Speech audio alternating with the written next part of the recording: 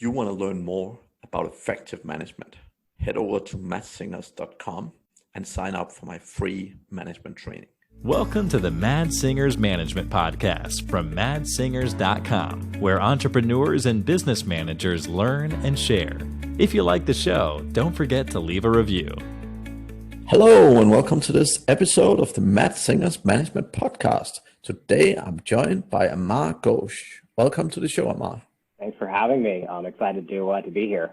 Excellent. I'm excited for today's episode because we are going to talk about a few very interesting things.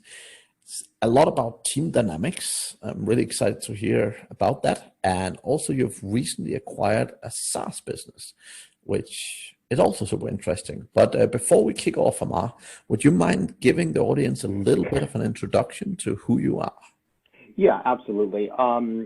So I'm Amar. I currently run Zenmaid.com, which is a scheduling software for maid services that we started in 2013. So we've been doing it for quite a while now.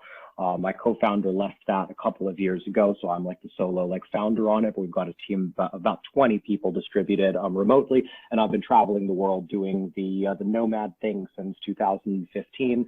The backstory before that, again, to just keep it really concise, is essentially I read the 4-Hour Work Week back in 2006 or 2007 when it was first published by Tim Ferriss.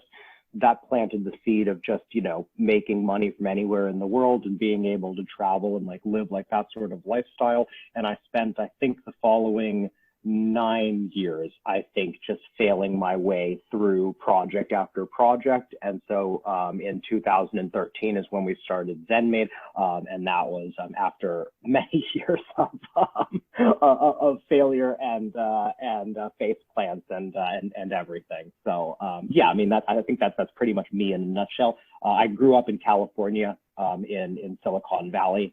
People usually find that interesting. I don't know. Excellent. Yeah, that's, we've all failed a lot, so always good to hear you're one of us. That's good. So, Amar, with the business you have today, what do you feel is the biggest management challenge that you generally face? So, having 20 staff or so, what's the challenge that sort of both you find the most difficult, but also the most interesting, I guess? Yeah, absolutely. So one of the things that makes our team unique is that a lot of the people are very cross-functional, or they work across multiple departments.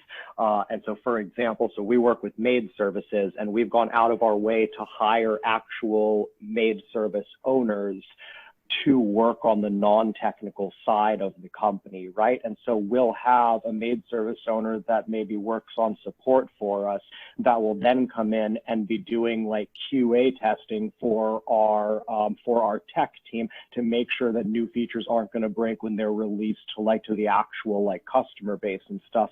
And then also on the marketing side, of course, we're using a lot of them as assets on the marketing side for video content, for stuff like that. And so recently we've been going through some more just growing pains where, essentially it's too many cooks in the kitchen, right? Where with 20 people, we're beginning to have projects where there are 4 or 5 people involved. And, recently we had someone that started getting emails about videos, and, everyone knew exactly what she was supposed to be doing in the process, but somehow none of the 3 people working on the project had ever communicated that to her, right?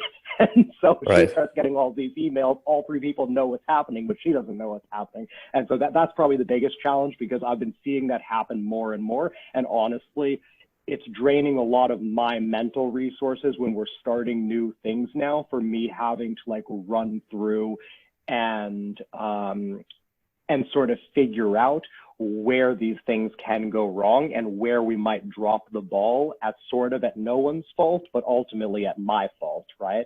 So I don't know if you've actually gotten the input on that, on how to deal with that, if I can get some free consulting on the podcast. But that's the biggest challenge recently, at least. Definitely growing pains.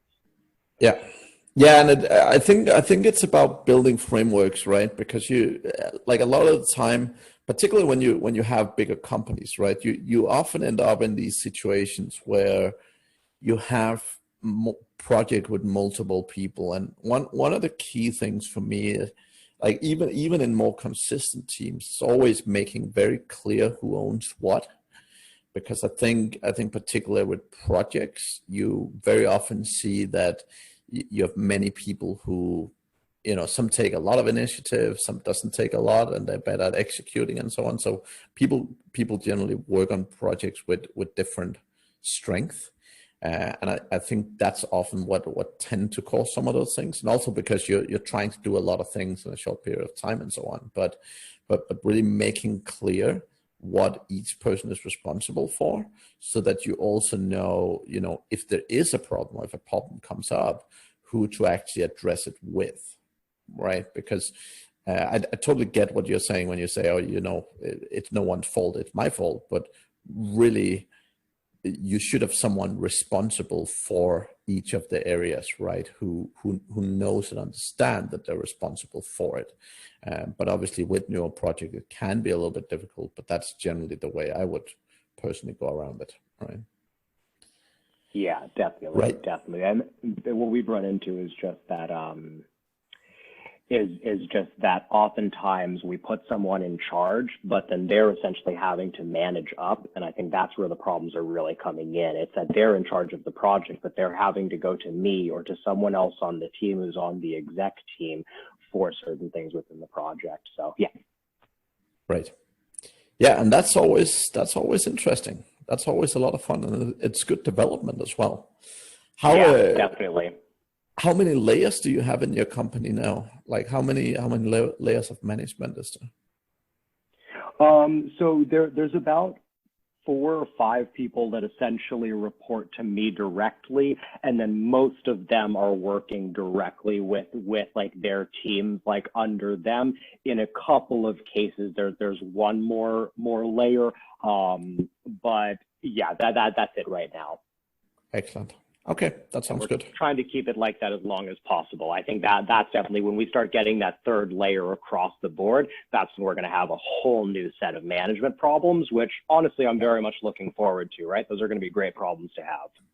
Yeah, no, but that makes a lot of sense, and that is exactly the right way to look at it, right? So yeah, I like that, and I really like sort of you as well, keeping yourself to around five people reporting to you. That is also absolutely well done, because I think, and I've been there myself, like as a business owner, right? It's so tempting to go in and meddle in all the things you shouldn't, and keeping the amount of reportees down is something that will actually help you with that, right? So I really like that aspect. So excellent. So we were talking a little bit before we started the show here around team dynamics, and you've been doing some one-to-ones with the team. Do you want to talk a little bit about the process you've gone through and the outputs and so on? Yeah, absolutely. So just because I am not usually the best with my calendar during quarantine, during like COVID, it's been really healthy, actually, following my schedule. I know when I'm actually going to be home and available for calls and stuff. And so previously, where I batched all of like my most important calls, now I've taken one-on-ones with the entire team. And so everyone on our team just scheduled I think it was scheduled for 30 minutes to be like a 30-minute one-on-one with me. And this, like I was saying before we started recording, was every single person on the team, from like our VAs that are probably a couple of dollars an hour that maybe do 10 hours of work like a week, all the way up to my CTO. And really, it was just a personal check-in to just see how things were going, to see sort of how things were going like with their jobs and in the business. I checked on if there were any skills that they were looking to develop like the rest of the year, that we might be able to set them up with something internally that could help them to develop those. Found out that at least one of the VAs was interested in actually in content writing, which I didn't know, and another one of our assistants has been asking about marketing. So that was some good stuff that came out of that. And then the last thing, which is something that I definitely recommend everyone ask. And I don't know if you said these questions. I know we had talked about meeting formats when you were on on our podcast with Mike. But the three questions that I've been asking at the end of all of these one-on-ones is, what should Zenmaid start doing? What should Zenmaid stop doing? And what should Zenmaid keep doing? And yeah, I found all of those one-on-ones to be very, very productive, and we've made quite a few changes internally already from that. So yeah. Excellent. One thing I'm very curious to ask is, do you regularly do one-to-ones outside this, or was this sort of a once-off? This is sort of a once-off, and that I definitely should be doing more one-to-ones. I have a lot more one-to-ones with everyone that reports to me directly. I have one-on-ones with them multiple times a week, just because we'll chat a lot and bounce ideas off of each other. And then they'll have a lot of one-on-ones with everyone sort of below them. And then we have a couple of siloed team calls that are every week that I usually try to be on. So I get a lot of face time with everyone, but I actually found out that multiple of the people that I had one-on-ones with this week, I'd actually never spoken with one-on-one since they joined the team, including our longest standing team member in the Philippines, who'd been with us, I think, since 2016. Apparently the only one-on-one I ever had with her was during the initial interview when we hired her. So yeah, I'm probably not the best example there. Do as I say, not as I do. Yeah, no, but I think that's really interesting, right? And I'm a big fan of making sure you always do one-to-ones with the people you report to, right? And I think there's a big difference between, talking work and talking, what do we need to do and so on, and actually having a one-to-one with someone, right? Where you talk about those things like development and those kind of things, right? And I see a lot of people very often I'm not sure overlooked is the right word, but they very often, they might speak a lot with their boss or their manager or whoever, but they don't necessarily get a ton of feedback. And that could be either on performance, or, that could be talking about what you want to do in the future and stuff like that. So I've always found one-to-ones be pretty much the best investment in time that you can do as a manager, right? Because every single time you do it, you really get value out of it, because you build better relationship with your staff. And that is essentially what it's about, right? It's not about being the best friend or having a barbecue with them or whatever. You can probably be that as well, but it's really about building that relationship and really showing them that you really do care, right?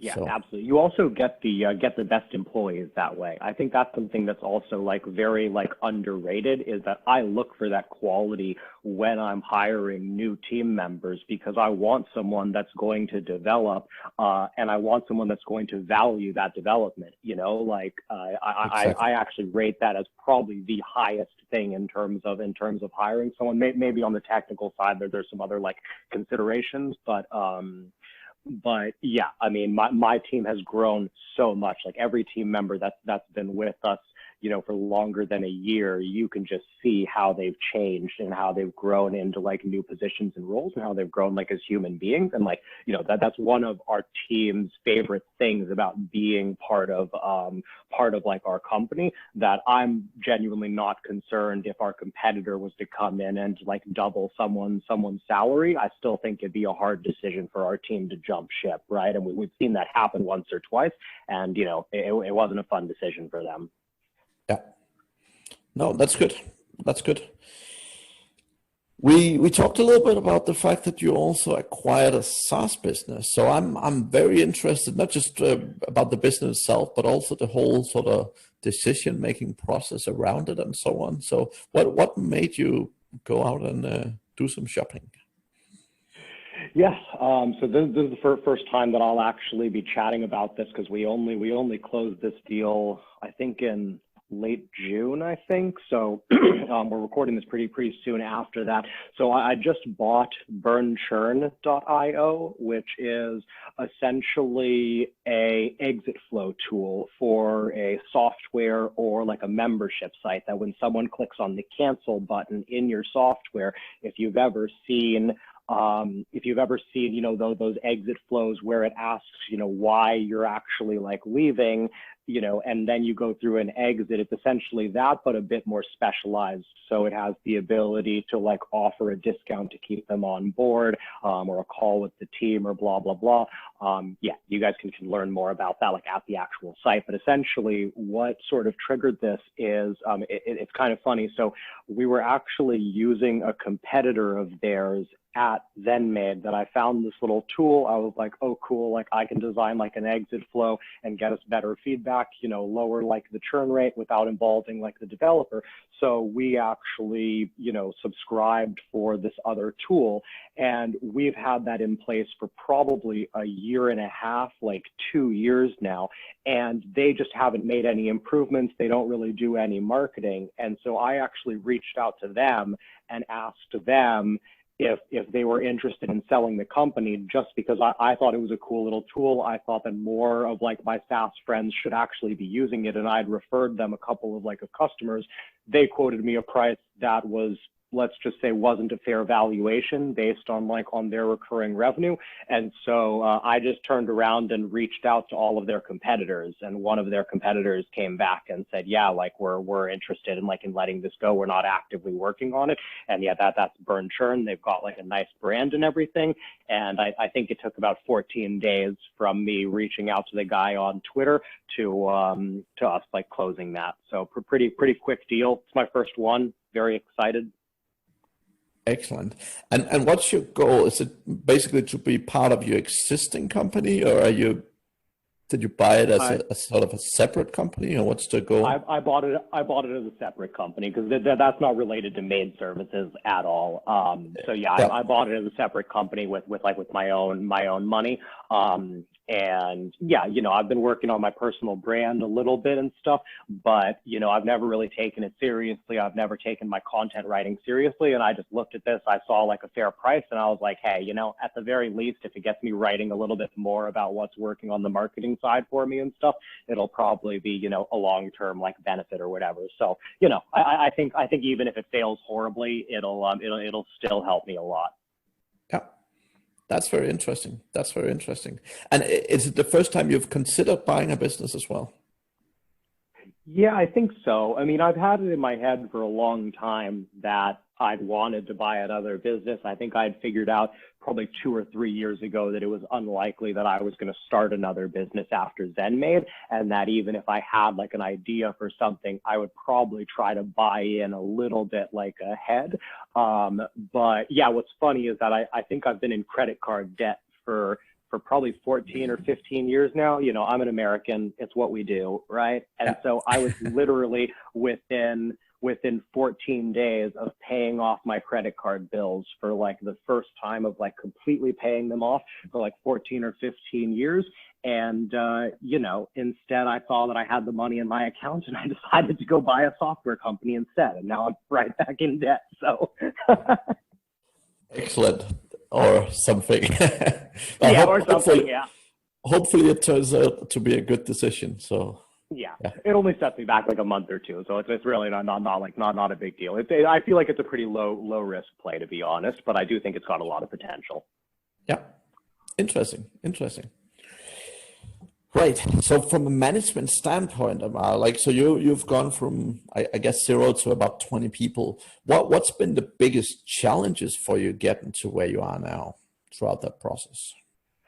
So the biggest challenges, so for me, definitely on the technical side, that I'm a non-technical founder. And so I got very lucky having a technical co-founder like initially, but then after like he began to phase out, it took us a long time to find like the other developer. And even now, I don't really feel comfortable hiring on like the technical side. So even now we only have 2 developers, and they're both very, very good. But for us to be a software company, that only has like 2 developers and like a team of 20, that's definitely a bit like odd. So that's probably been like the biggest challenge. Maybe the other one would be the culture, right? And we had talked about that a little bit before the call, is that keeping the culture that you have when it's just like 3 or 4 of you, right? And everyone does everything, to now getting up to 20 people, and to keep like that sort of passion about the business, right? To make everyone feel like they have ownership in the business and that it's their business. That, scaling that from 5 to like to 20 people was also something that, definitely pushed us a lot, because I think it's one of the most important things, right? Like it's probably the most important thing that I didn't want to lose when we scaled. Yeah. Yeah. And culture is never an easy thing, right? It's one of those things where you just need to take your eye off the ball a little bit for things to slide, right? Or you just need to have, 1 or 2 hires that aren't a great fit for the culture to really significantly change, right? And that's it's definitely something when you're growing a business, and particularly like when you're sort of doing the first 5, 6, 7, 8 people, where you still know everyone, you're still looking at everyone, and so on.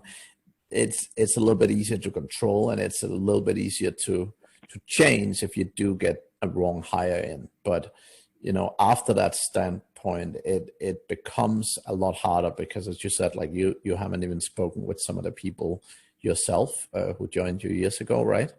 And if they aren't the right fit, and if the team doesn't know how to find the right fits, it definitely becomes significantly easier to keep a team in shape and keep that whole sort of culture and also the values of the business, keeping them intact, right?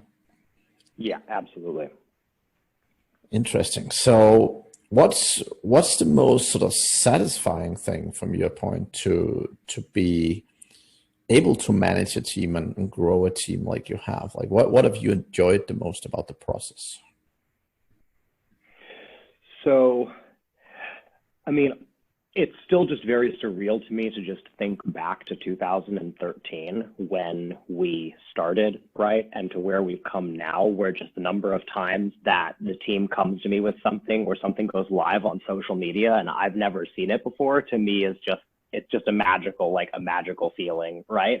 Of like, it's so cool. And being able to like have just like a meeting or two, these days, and make a couple of decisions, and then things are actually moving along, and like a new feature is done like a week later or something. To me, that just like, that feels so powerful, right? And like I never would have imagined that we'd ever be like in a place like this before. So that's been really cool.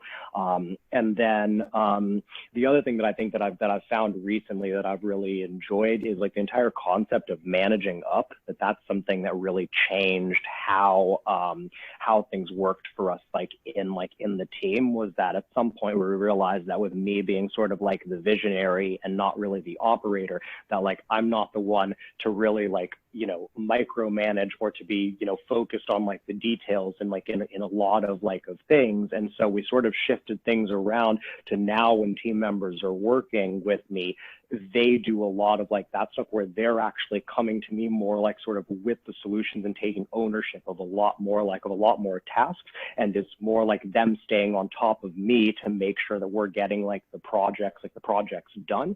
And in that sense, I very literally work for my team a lot of the time, but it's after I've made the strategic decisions on where I should actually be spending my time. I'll be helping the marketing department, or I'll be helping like the tech department, but someone else is actually like leading the charge, right? And so that was like a huge one that changed for us recently. And like I said, that has been really enjoyable, actually. That sounds awesome. And how did you get around to sort of figuring out that, like, what was the process you went through? Was it things not working, or like how did you sit down and actually get that working? Yeah, it was over. I mean, I'm not really sure how to like sort of answer that one. I mean, it definitely happened over time, that we knew over like a couple of month period, probably sometime last year, maybe even like the year before, that all of a sudden my management was getting like less sort of effective, that I began to start dropping the ball on more things. And like, it was kind of that point that like, the first time that I kind of hit that point where there were just too many balls that I was juggling and it wasn't playing to my strengths anymore. And so then I became less productive and began to spiral. And so at the beginning, I think that like as a team, we actually thought that it was burnout, right? That like, you know, I'm very like in touch with my team about these things. And so it was pointed out to me, like it was noticed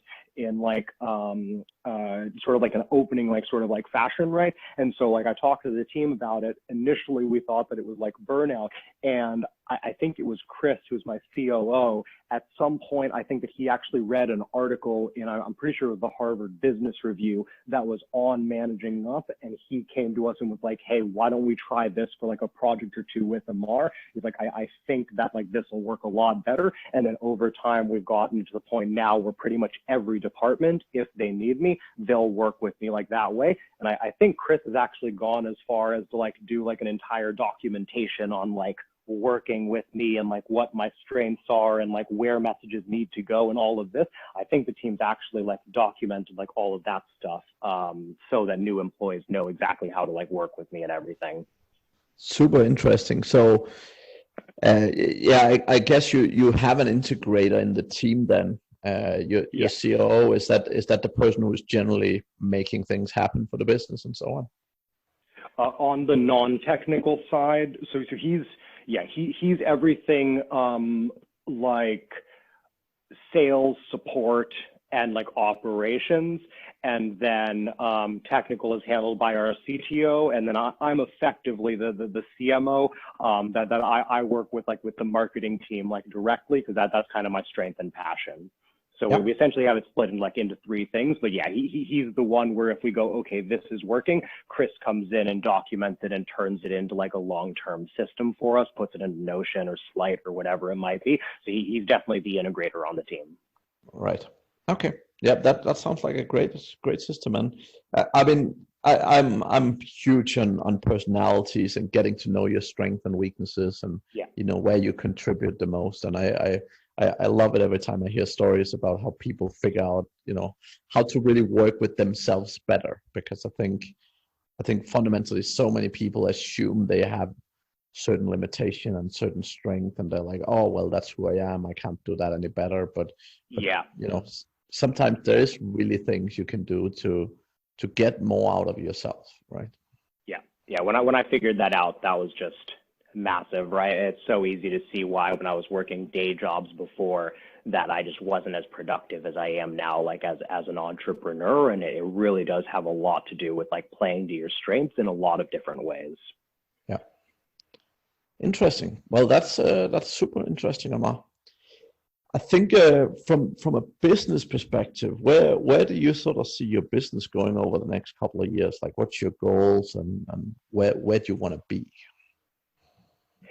Yeah, great question. So, you know, I think that this acquisition that I made recently, I do get the feeling that's going to be the first of multiple, you know, acquisitions for me in the future. You know, I don't think that, you know, all are going to necessarily like work out or whatever, but I do think I'll continue to try to acquire like small software companies like this. I'm not sure if that sort of like target audience or whatever will change, right? I'm not sure if I'll try to go like up market or anything like that. For Zenmaid, I'm really happy with where Zenmaid is. You know, we just broke the 1,000 customer mark, and we're growing at like a slow but steady pace. You know, COVID set us back like a bit, but you know, other than that, we've been like constant growth for 7 years now. And so with Zenmaid, I very much see it as you know, right now I think we're on track to break the $1 million in annual recurring revenue. I think we're on track to break that before the end of the year. And so to me, over the next couple of years, it's just stick with it. And there's no reason at this point to believe that we can't just stick with it until it gets to, you know, $5 or $10 million in annual recurring revenue. And I don't know, at some point, might consider selling it. But honestly, right now, I love my team. I love all of our customers and stuff. I enjoy waking up and working with this industry and stuff. So I do expect to branch out, but I also expect to keep turning Zenmaid into this long-term, machine. Awesome. Yeah, and it is really interesting. People have so many different views on businesses and what they're trying to achieve, right? And I really like the way that you have a pretty good idea from your point of view what it is you'd like to do. So that's great. From a management challenge, I guess, how are you gonna cope with the new business? Have you sort of sat down and said, I'm gonna spend so much time on the new one and so much time on my existing business, or how are you planning to work around that? Yeah, so I haven't really too much yet. We actually bought it in late June, and then we've just left it since then. That we haven't touched it or done anything with it, just because we're busy with other projects and everything right now. So I will be having to figure that out. The way that I work is I very rarely actually do too much, I think, deep work, that I tend to be, I'm very ADD, so I tend to be very interrupt driven, right? I take calls all the time, all of that stuff. So it's more than likely going to be that I'll just start putting in an hour or two consistently a day on it, which is exactly how I started Zenmaid when I was working full time. But the main reason that I actually bought this is because the main value that I can add to it is actually on the content marketing side, right? So once I have the tech team working on fixing up the product, it's mainly content marketing that we're going to use to sort of get this started and get this off the ground. And I'm already writing stuff and just didn't really have a place to actually share my thoughts on marketing and on building a successful SaaS company and stuff. So I actually don't think most of the work that Burn Churn is going to create in my day-to-day life is really stuff that I should have been doing and I should have been taking more seriously anyways. And so that's what I mean. And just in terms of I'm not really too concerned about it. It's very low risk, right? It's all upside, even if it never makes another dollar. Yeah. No, that sounds great. And I like that. I mean, it's always a big risk, right? Because I mean, you definitely have a clear vision with the business, and you already have a great team in place, right? Which is essential. But I see so many entrepreneurs burning themselves because they either start a new business or buy into a business, and what happens very often is that when their focus split, they end up not doing any of it very well. So it's very good to hear that you have a sort of good solid plan for actually how to deal with it, right? So yeah, and the main thing is that I think a lot of people would probably make the mistake of going okay, I just bought this, so it's going to get all of my focus, and I'm actually thinking about it. No, I just bought this.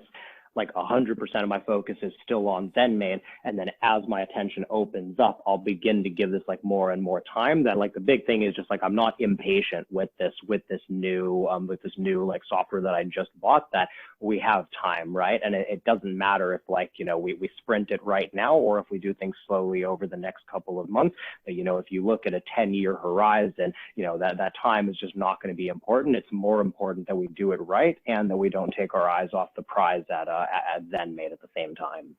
Yeah, that's very good. So I would say most entrepreneurs don't have maybe the skill, or that's not how they prioritize, right? So I'm really happy to hear how you're looking at it. That's really good to hear. Excellent. Well, anything else, Amar, that you think we should really talk about from a management standpoint? Any other key sort of tips or tricks or anything you really want to share with the audience before we finish off? I don't know. I know we chatted before about you were saying that you like to talk about failures, and I'm looking through. I just pulled up a quick list. So I've actually got a list of a couple of the failures that I had before, but most of them aren't actually management type stuff. I mean, the main thing was just I ran a maid service before starting Zenmaid, and I very quickly realized that I did not want to be hiring people for for cleaning and everything, right? But I wanted more information driven sort of workers and stuff, and that's why I didn't move from being in a maid service to trying another local service business. That's why I went into software. But yeah, I don't think so. No, I think that's pretty much good to me, unless you've got any other like questions or anything. Excellent. No, I think that's been excellent. Amar, if people are desperate to reach out to you or want to get a hold of you and so on, what's the best ways of doing that generally? Definitely Twitter. My Twitter handle is it's just Amar, ITSJUSTAMAR. And yeah, if you guys just follow me on Twitter, I'm sharing a lot more like personal stuff, like on like, buying the business and just, not content for maid services, because typically I'm usually just writing a bunch of stuff for maid services. So yeah, Twitter is definitely the best place to reach out and to give me a shout. And yeah. Excellent. Well, that's really interesting. I've been on Twitter for many years, but I've never actually, I don't know if I've never used it or not used it properly, but I've never really figured out how to get to a point where I feel I'm getting a lot of value out of it. I guess you're very comfortable using it and so on. I kind of discovered it recently. So, if you want to extend the episode for a couple more minutes, I'd be happy to chat about sure. that if you're interested. Yeah, that sounds good. Yeah. Really what like Twitter comes down to is it's sort of weird because Twitter feels like this sort of like black hole. And my previous experience with it was that, at least who I followed, it was just all marketers just sharing links to their most recent articles, right? And so I just thought that it was a complete waste of time. I didn't go to Twitter on my phone to just be taken to another website to read an article, right? I've got plenty of articles that I can read. And so the main thing that's sort of hidden there is that there's actually communities on Twitter where people are actually on there every day having discussions. And so the main thing to just start with is just curate your Twitter feed, right? So if you actually go onto Twitter, if you follow me, I can point out a couple of other DCers in particular, actually, as well as quite a few startup and tech folks, product manager types, all of that. And I can point you to a couple of people that are actually on Twitter, chatting every day about various things. And then I just on a regular basis just go through, and if I see if I see someone that's just tweeting articles all the time, and I go on and I realize that it's just they're using Meet Edgar or something like that to just auto post on Twitter, then I just unfollow them, right? And so it takes a little bit of time, but with a bit of work, you can actually find these communities. And so now I'm actually beginning to get podcast episodes and stuff that people are beginning to reach out to me on there to do interviews and stuff like that. And it's pretty cool. I was very surprised. I pretty much got into it maybe in December, and now Twitter's by far my favorite place to go. It's replaced all of the crappy Facebook groups, right? You guys seen the Facebook groups where just the same basic questions are asked over and over and over again. I found Twitter has high quality discussions, and you don't see that as much if you follow the right people. Nice. Well, I maybe give it another spin. I'm lucky to be in a bunch of very high quality Facebook groups, but yeah, it's interesting. I've heard a few people sort of move to Twitter, and I've never had the skills to sit down or the patience to sit down and actually figure it out properly. So that was I don't remember what the low point in my life was that got me on there for a while, but now I'm back in a good place and I still enjoy it. So I feel that's a good thing. But yes, I do feel to make that initial jump into Twitter, you've just got to be insanely bored or just have nothing better to do with your time for 4 or 5 hours. But once it clicks, it's actually really nice. So excellent. Well, Amar, thank you very, very much for joining us. I think it would have been a good share, and I really hope the audience can take some good value away from this episode. So best of luck, and I really look forward to hear how you get on with your SaaS business. Yeah, definitely. I will. I'll keep you up to date. Thanks again for having me and everything, and we will chat soon. Excellent. And to all the listeners, will listen to us again next week. Thanks. Thank you for listening to the Mad Singers Management Podcast. Please leave a review. It means the world to us. You can also learn more about management at madsingers.com.